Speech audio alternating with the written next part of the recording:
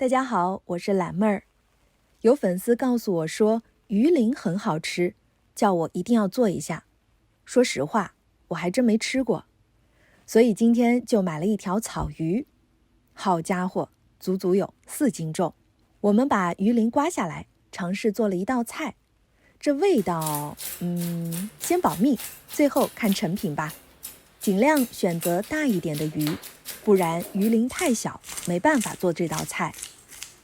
用刀将鱼鳞刮下来，把鱼鳞放入大碗里，倒入一点白酒，加2片生姜片，倒入盐，这样能把鱼鳞上面的脏的粘液揉掉，而且还能去掉腥味。往抓揉好的鱼鳞当中加入清水，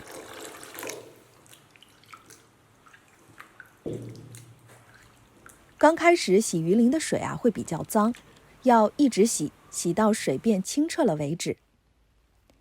从水中捞出洗干净的鱼鳞，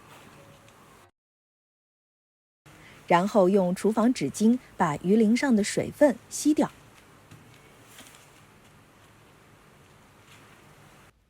那4斤重的草鱼能有多少鱼鳞呢？猜猜看。下面让懒妹儿来称一下。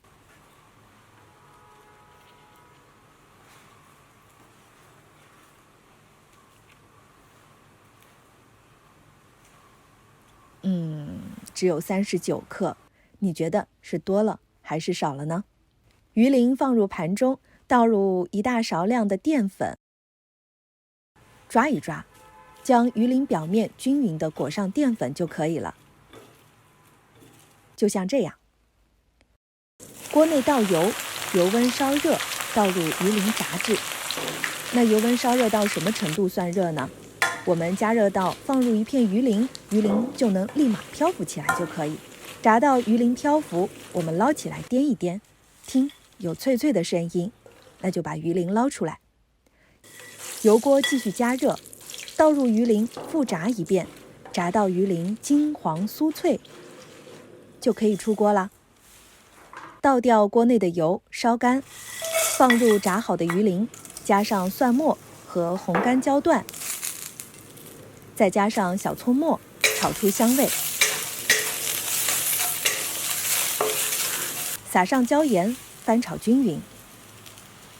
等辣椒炒出香味之后，撒上白芝麻点缀，炒匀出锅。一道辣子椒盐鱼鳞就做好了，吃起来又香又酥，非常好吃。记得关注我们懒人厨房哦，听听我咀嚼的声音吧。